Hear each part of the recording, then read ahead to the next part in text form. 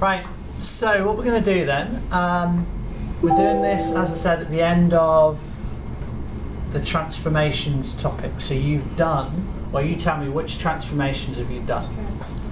Stretch, enlargement, reflection, translation, rotation. Do you remember with translation, we translated a straight line? So a function, a straight line function. Yeah. Do you remember what changed about that?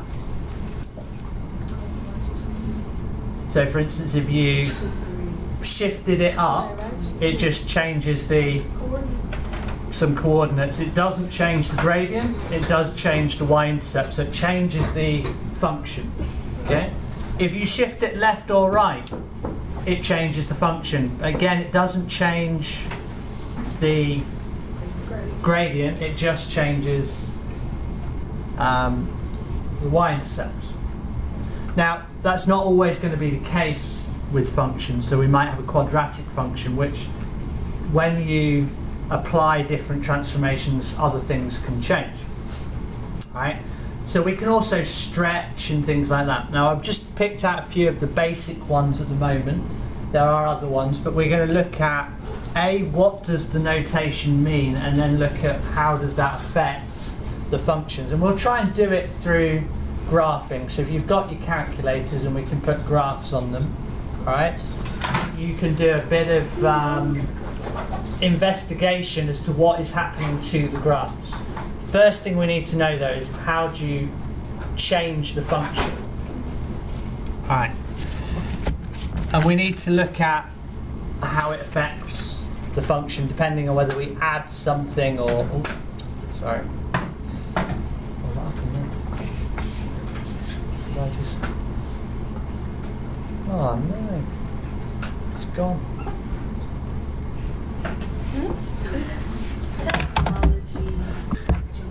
Start one at a time then. So let's have a look at...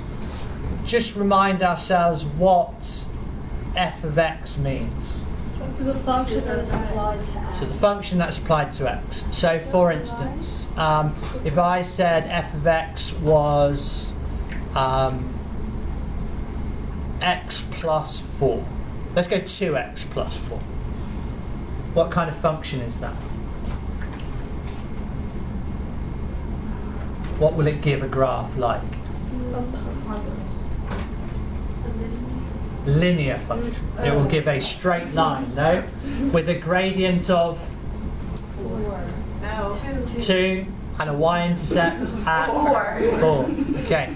I could give you a different function, for instance, so I could say x squared plus 3, for instance. Okay. Do you know what that would look like? A curve. Particular type of curve? A U shape, yeah? Alright. So what we would do is, for instance, if we were to think of it as a number machine, we would put x in.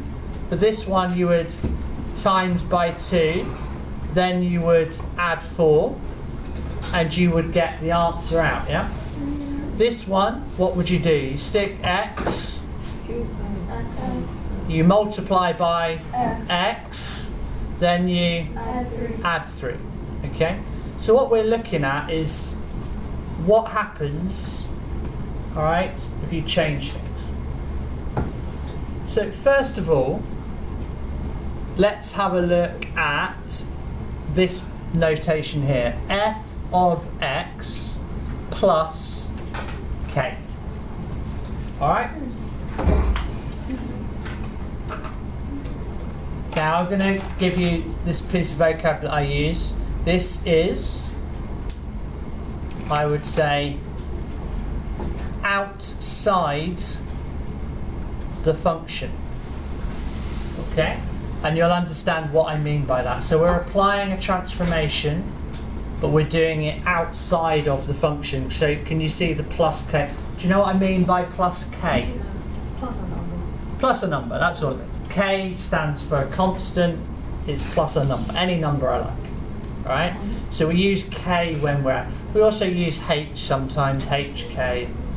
So, for instance, Be back there in a minute. So what we need to think about, what does it do? So for instance, if I said to you, well, what did we say f of x was here? F of x was 2x plus 4. If I said to you, right, we're going to do f of x plus 3. So k is 3. Yeah? So k equals 3. So that's what I'm adding on. So I'm adding 3 on outside the function. What is that going to do to my function? So if you think about it, it means I put x into the function. The function is still 2x plus 3, no? Or 2x plus 4. So it would still be times 2 plus 4. That gives me my function, but then after that, I have to add another 3. So I'm going to do that back in, I'm going to add the 3. So this is the plus k bit. Now what has that done to my overall function? So the new f of x is what? Pardon? How would I write it? So 2x plus 7. Oh. You see that? I see. Wow.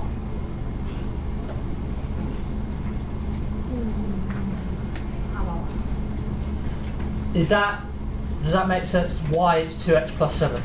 Because you've taken the function, you just added another 3 on. So it's like doing 2x plus 4, add 3. Yeah? But I could have, instead of using this flow diagram, I could have just done 2x plus 3, I could just add the 3 on like that. But it's outside of the function. Does it make sense what I mean by outside of the function now? I've done it after I've applied the function. I'm going to ask you in a minute, what do you think, what kind of transformation that is? Right? But what I'm going to do now, I'm going to look at a different function. I'm going to say it's f of x equal, what one did I have before? X squared Plus 3. plus 3. Okay? And this time I'm going to do f of x add, what do you want? 9. Okay. So what that means is, again, we put x in, we times it by x, we add 3, and then after we've done all that, we add another 9. So I end up with my new f of x is now x squared plus 12.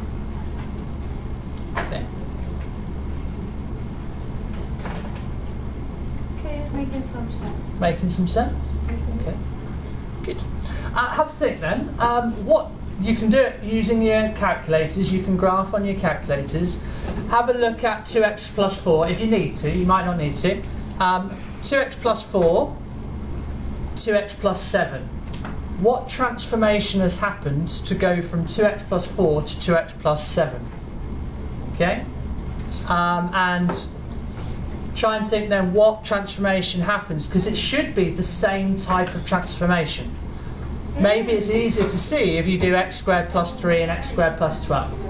Everyone have a look, have a discuss between the 2 of you, 3 of you, 4 of you, whatever, and see what you can decide. And write it describing your transformation fully, please, using proper notation. Translation X and Y. And this one. Or this one. So have you got the idea that it's translation? Everyone seems to be saying that. It's a translation. Translation. So we've gone 2x plus 4 to 2x plus 7. What's basically happened? It moved. It moved. Does it move left, right, up, down? It just moves left. Right. Well, the thing with the straight line one, we don't necessarily know, do we? If it moves It moves to the right, okay, then it will do, or is it left? Move to the left. If it moves left, it does that effect. That's why I gave you a different one, just to check. So we think it moves left, maybe. It moves left. Could it do anything else though? Could it just move up? Yeah. Sure. Sure, okay. Well, what about this one, x squared plus 3? Did you check this one? So this is a translation as well. Now, the plussing whatever on should apply the same translation to every function. So if the first one, the linear function, is translated left, then it should translate the x squared one left too. Does it? Didn't you try it? Have a look at it. Draw yourself a sketch if you need to. So for instance, I can tell you my rough sketch is x squared plus 3 will look something like this. And it goes through 3. And where does x squared plus 12, what does it do? Oh, it's So it's going to go upside down. It will just, well, you're answering and you haven't got a calculator to see it. It just moves up. It just moves up. Just moves up to me. Up to 12. Doesn't change the shape. So, No. this is a translation up. How far? Up. 3. No. What's 12 minus 3? Whatever that is. 9. How do we do translation vector? Yeah. Oh, 3 over 9. 9 over 9. It just goes up. So there's no left. So it would be No. 0. 0 for the x direction, left or right. And then 9 in the y direction. Now that would suggest then that my linear function, does it go left or does it just go up? Just goes up. Just goes up. So actually this one would be a translation of 0 It just goes up like just goes up. So instead of being at plus 4, it just goes to 7. So the translation is 0 7. from 4 to 7 is So it's 0, 3. 0, 3.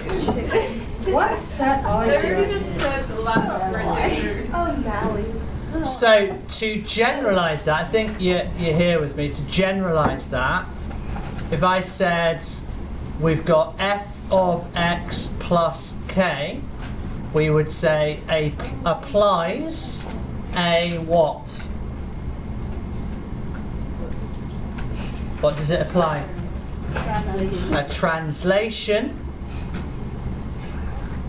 vector what?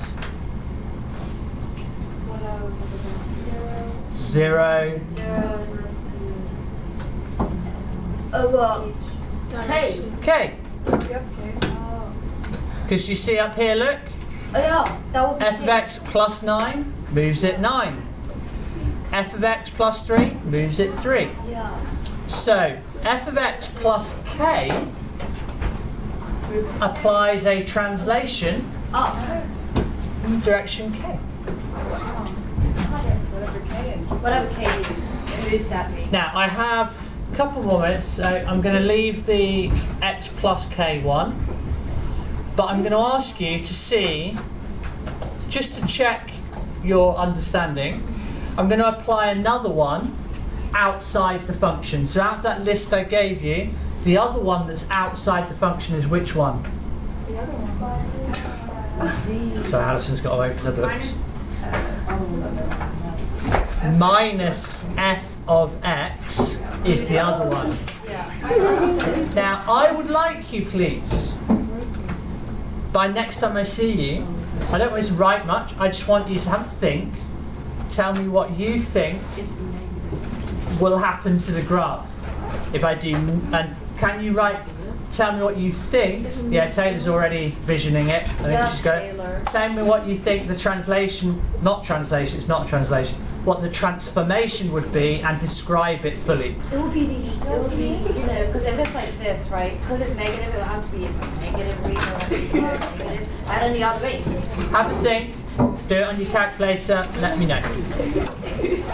Thank you very much.